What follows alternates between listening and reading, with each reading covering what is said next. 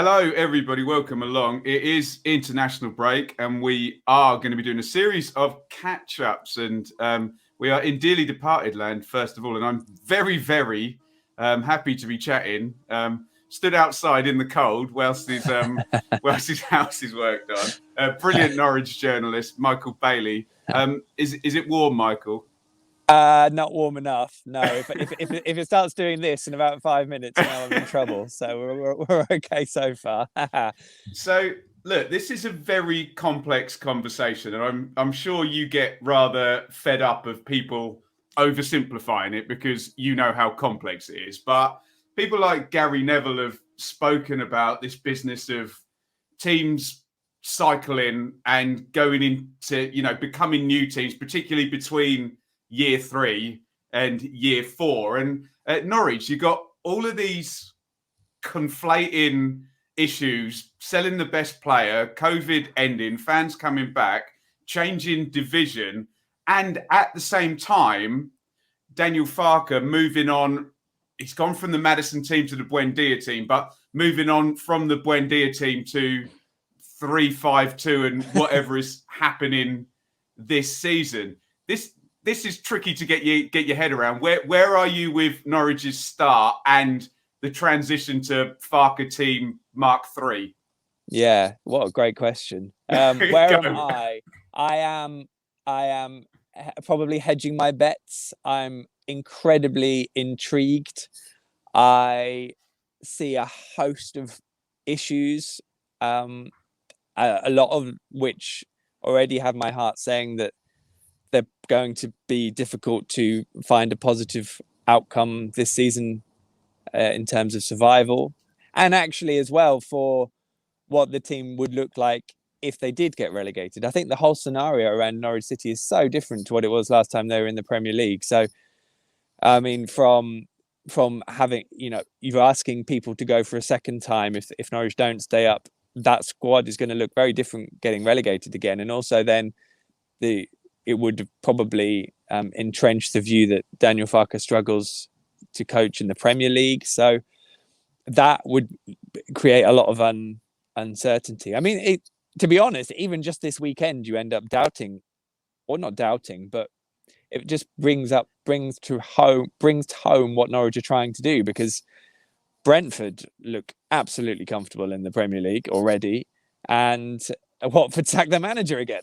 And it's like, so, I don't know, are Norwich trying to do something horrendously idealistic that isn't going to work? Maybe, but yeah, it's a remarkable, as you say, a remarkably complex situation around Norwich City, and I find that you have to take on board everything they're trying to do in the long term, but not at the expense of where the fans feel they are. And that point was absolutely huge against Burnley, thank goodness. I mean, this whole segment of dearly departed is interesting because I suppose Norwich, I don't know, are they dearly departed? They're almost like sort of see you later, really, aren't they? Remember, I do Fulham as well, Michael. Well, true, yeah, and West Brom. So I guess.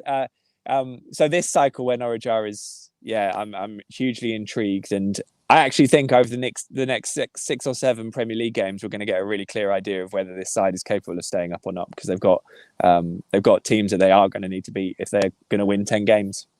So you mentioned, the question on Farke and his ability at Premier League level, and it's not an unreasonable position for people to take when you take essentially a manager that gets 90 points plus in the Championship versus a manager. It's not a reach for any Norwich fan to bring up the most basic statistic to say he's not doing it at Premier League level. That feels a little bit unfair given where he's come from and what he's done to even be at Premier League level. What's the tension here now between those that are hashtag trust the process and those are hashtag he can't do it at Premier League level? Yeah, I think we've got two minorities at each end of the spectrum, and then you have everyone in the middle. That's kind of how I'm viewing it at the moment. And I think everyone in the middle probably is waiting to see if Daniel can prove that he can do it. I think that's probably how they're viewing it. They have goodwill towards Daniel because of the success he's had, but also he has got so much to prove. He's a really interesting coach because I think some do view he hates being called it because he brings it up, but he does hate being called stubborn. And I don't know if he is really stubborn. I think what he does tactically is he's quite cautious. It takes him time to figure things out. Maybe, you know, it's not, he doesn't go from game to game. He wants to see if something will work over a 2 or 3 or 4 game stretch. And that's really hard if you're losing all 4 games and you've already lost the 3 before that, you know. So he's lucky, and I think he knows he's lucky that he's at a club where he is being afforded that goodwill and that favour to do that. But he is a clever coach. He does generally figure things out. The only time he probably struggled was, well, I mean, Project Restart is still such an anomaly, really, because some of Norwich's form at the start of that 2020 was improving and arguably much better than where they are, or certainly where they have been this season. So I think they're willing to bide their time. But as I said, I do think it comes back to what we're now about to get, because for all the caveats of what Norwich had with their start and bedding players in and things like that, which I think has limited value, especially when you see Brentford draw with Liverpool. What you have now coming up is that Norwich are playing Leeds and Brighton at home. I mean, these are very good sides. They've got Newcastle as well, Southampton, Wolves. There is a trip to Chelsea in the middle, but generally, that if Norwich have got the hope of staying up, they've got to pick up some points from somewhere, and it's going to be against good teams. So I think it's kind of like, once we get through these games, if Norwich have got some positive results and Daniel Farke is looking like he's got a cohesive team that can be tight at the back, but can also show certainly a bit more attacking threat than they did on Saturday, then I think you shake off everything from the previous Premier League. You start to have faith restored, and if Norwich have belief, they've got players who can really thrive in the right circumstances, and so much of football is about what goes on between your ears, and I think they've looked so devoid of belief that if you put some belief on there and the latent potential in the squad, you could see them really grow. By the same token, I know full well that they could go and lose at home to Brighton because they're having a very good season. Leeds look like a side who are struggling, yet are more than capable of beating poor teams. So the size of the task is huge. I just can't sit here and say, well, Norwich are screwed, because it's going to be a long season. So I think they've earned the right, and Daniel's earned the right to show that they've got that ability to tap into some of that extra potential coming into the next run of fixtures. But it's going to be tough, and I still have my doubts. And I guess that's probably where the majority of Norwich fans are, away from the groups and the minorities at either end. And there's probably one minority that's growing compared to the other. There you go. I was taught, working in the music industry, that when someone says it's not about the money, it's always about the money. So when someone says they're not stubborn, they're probably stubborn. Yes. No disrespect, but yeah. Yeah, here comes the disrespect. Yeah, right. Anyway, let's do some positives then quickly. Talk to me about one player who, you know, maybe they've come in or maybe they're already there, that you're saying 11 of these guys and we're all right. Who are you thinking? Well, I will definitely give you 2, because Norwich needed a centre-back and they needed a defensive midfielder, like, desperately. I knew you were going to say Norman, yes? Yeah, exactly. Well, they signed them both in the last 2 or 3 days of the window. I was getting very twitchy they weren't going to pull the deals off, and they did. And I think you look at, bearing in mind Norman had an injury during the summer, I think. So I think he's trying to get himself back to a full fitness. Ozan Kabak barely played any football in terms of pre-season.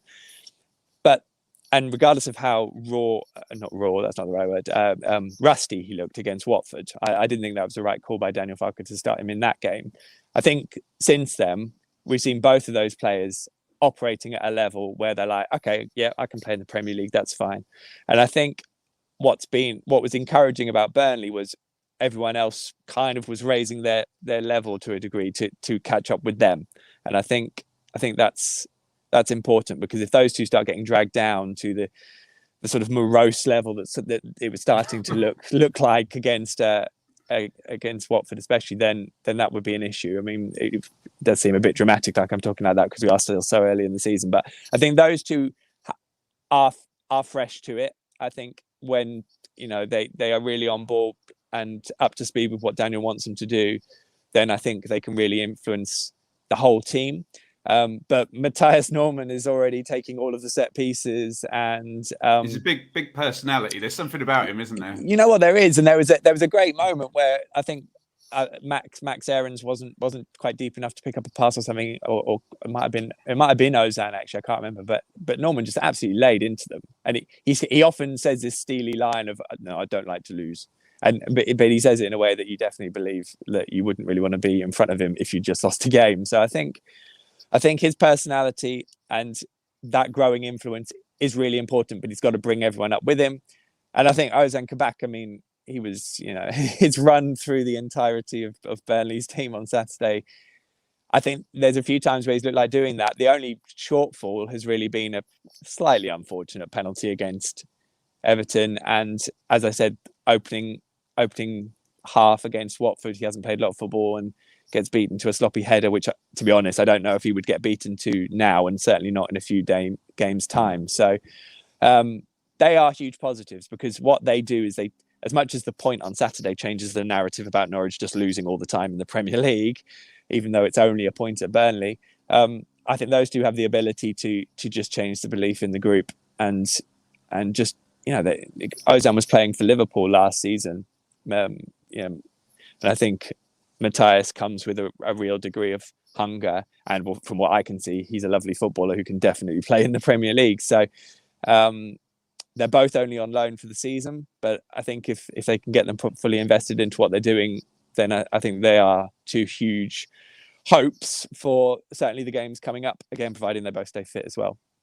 There's something to be said for players that ball out other players. So I saw you at Norwich versus Darby last season, and it was Emi Buendia's first game back. And I always tell this story because it just amused me. And when the stadium's empty, you hear everything. And Ben Gibson, on his debut, had the temerity to run across, make a nice covering tackle and stick the ball out of play.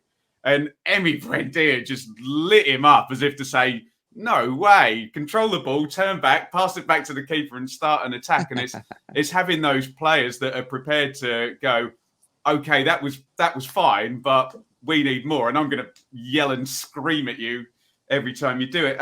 Which player, without wanting to dig anybody out, but in a positive sense, which player do you think you can get more out of? There was a big fanfare about Gilmore arriving, and he's no longer in the team now. And of course, Pookie is a goal machine at one level, and we know he can finish. So what are you thinking in terms of someone that maybe can get a bit more out of? Okay, I'll try not to go through the entire team here. I think, with Teemu, I have full faith in Teemu if he's getting the right chances. I think that's been a problem this season, if we take that in isolation. So I have no real problem with Teemu, to be honest.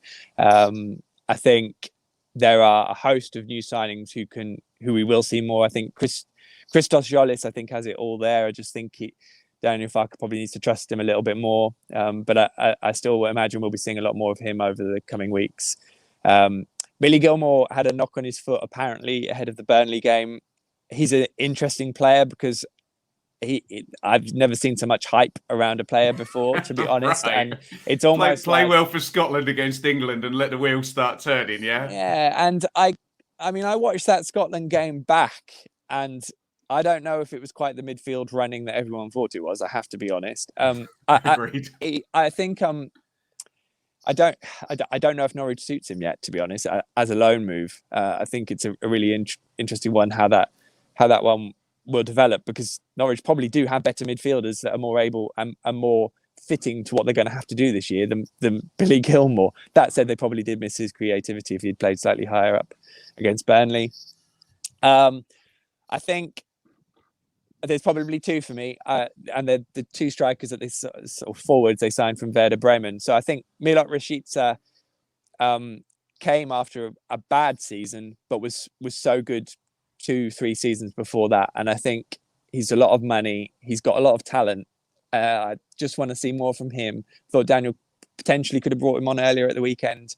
Whereabouts, Michael? Because I was under the impression he was a 4-3-3, 4-2-3-1 guy, and now it's a front two. So where do you stick him in? Well, that's a very good point. That, but I think he came on to play. I think Norwich did slightly shift into. It was probably almost a I've got to get my maths right now, haven't I? 3-4-3 with it probably was a 3-4-3, but with the two being quite deep. And I think Milot in that role looked really dangerous for about his 10-15 minutes that he came on, to the point where you'd love to have seen him earlier. He's just had another little kid, which is obviously exciting. Congratulations, Milot. I feel like there's going to be more to come from him, but you're right. Whilst Daniel's probably trying to figure out his formation, that restricts his opportunities, certainly from the start. And the other is probably Josh Sargent, because I think he's really working hard. He's really physical presence for them, but I just can't see him scoring at the moment. And Norwich have got so few goals in the whole team that to have a player who's your striker or a forward who looks like they're not going to score is an issue. So I think technically I'd like to see more from him, but that might be a bit of a slow burner. So I suppose for more immediate impact, let's see what Milot's got in the run of games coming up, because he at one point he's being touted as a £40 million player. So I think we need to see some of that come the other side of this break. There you go. I've got written on my pad, higher or lower if we do this again at Christmas. Now, obviously, Norwich are bottom. So we'll just parlay that into, will they be... If I speak to you at game number, wherever we are at Christmas, in 7 games' time or whatever, will they be off the bottom? Well, I have to say yes, for my own mental health. So, yes. The curious thing, I suppose, is trying to find... Norwich need 3 teams that are worse than them at the moment. Yes. I think Burnley have definitely got the capability of doing that, although they clearly did miss Maxwell Cornet on Saturday, I thought, judging by only his debut, which was 45 minutes. But so I think Burnley are in a bit of a pickle, probably a bit similar to Norwich, having just given Sean Dyche a big old new contract. But yeah, I was underwhelmed by them, and I suppose we'll have to see what the others are like. I mean, Newcastle, where are they heading? Because I still feel like they can pull out results even under Steve Bruce, and even though 50,000 people seem so mesmerically unhappy with that club. Poor old Brucey, God. What if Claudio Ranieri comes into Watford, what on earth does that mean? I've got no idea. Southampton, I think, are a curiosity, but again, they seem to be doing quite well against good sides. And I think Wolves have probably got enough to pull themselves away. As I said, Leeds can probably pick up the points they need. And you can feel that I'm already running out of the teams that are going to finish below Norwich. Palace as well. That was a great comeback yesterday. And probably emphasises the fact that Norwich probably should have done likewise against Leicester when they played them. So, yeah. I think they will. They will be above. They won't be bottom come Christmas, surely. Yeah. How much above bottom? I'm not sure. It's so difficult though, Michael, because I did this last season and I covered Fulham, Sheffield, West Brom, who all ultimately got relegated. And just game after game, when they came up against Steve Bruce, Sean Dyche, Graham Potter, it wasn't that they lost, but they didn't win. And those managers taken... Well, Sean Dyche will probably turn around and go, that's fine, 0-0 against Norwich, because they've not made any ground. And you've hit nail on head. You've got to beat Bruce at one point, or Vieira at one point, Dyche at one point. And because of the incredibly slow... There's 4 teams without a win, for goodness sake. You win 2 in even 4 or 5, and that will move. But teams in the bottom 4 don't win 2 in 4 or 5. That's the trick, isn't it? It is. And I thought that was one of the learnings from 2 years ago, was that, quite blatantly, you can't go and beat Manchester City 3-2 at home and then lose 2-0 at Burnley and not win another game for 5. It doesn't work like that if you're going to stay up. So it's definitely that. I mean, Norwich having been relegated, I remember at the start of last season, probably 2-3 games in, going, well, Fulham and West Brom will get relegated. They're nowhere near it. And I'm very conscious of sitting here as a Norwich correspondent, trying to talk about Norwich's chances, because there's a bit in my head going, they are nowhere near good enough. And, it's going to be really difficult. So I'm very conscious of that. But yeah, you're 100% right. They have to, they're going to need to win 10 games ultimately. And that's just to give them a chance, really. So, they haven't beaten Watford at home and they haven't beaten Burnley away, and they were probably games that they would have looked at, having a chance at winning. So got to find another 10. There you go. Right, go on then. Let me push you for a grade on the start. And remember, I'm not throwing Michael under the bus here because it is far more complex than just look at the league table. There's a lot more going on in terms of just saying, and we had this when we were discussing Watford yesterday, you can't just look at a league table and come to a conclusion. There's more going on. So in terms of developing into a new team, coming back up to the Premier League, an influx of new players. Where are you with a grade for a team that is bottom without a win? Are we going to what, A to F? Is that our grading system? Go to E. F feels just brutal, doesn't it? Well, F was going to be fail. Failure. That's why I always had it as F in my head when I was at school. F is for failure. You never got any Fs, Michael. No way. Well, we won't go into my school career right now. You're right, I didn't, but that's because I did worse. I'd probably a D- because I'm giving them still a smidgen of credit for how hard the opening 2 games were, and that did make life very difficult for them in terms of confidence wise. COVID and pre-season ripped them apart, and their 2 biggest signings came at the end of August. So, I mean, Matthias Norman played about 140 minutes and won Player of the Month for September, which I think probably tells you a lot. Right. So, let's say this is a mock exam we're grading. I'm going to give them a D-, and what I'm going to say is, if you repay the faith, then you will get a better mark come the real thing at the end of the season. But if you don't put in the effort, you are absolutely screwed. There you go. Brilliant stuff, Michael. So beautifully balanced as well, because you're right. You can't just sit there and be completely optimistic, can you? But there we go. I know people who watch this will know where you are, but just give a quick plug. There's plenty of stuff that's not paywall. You're at The Athletic, which is worth the subscription, but there's podcasts, and you do a lot down Twitter as well, don't you? Yeah. So I'm at every game, and I tweet all through the games. We've got the On the Ball podcast, which is free to watch. You can watch it live and you can listen. So it's On the Ball podcast. It's streamed live on video and also on all your podcast players in terms of audio. They're probably the main things. And then, obviously theathletic.co.uk for my Norwich and other stuff. Should you wish, and should you want to get involved in that? I think that's everything. Outstanding. Brilliant stuff, Michael. You can go back inside in the warm now, I think. So. No, I'm all right. I'm warm. It's fine. Thanks for having us on, Ben. Appreciate it. You're very welcome.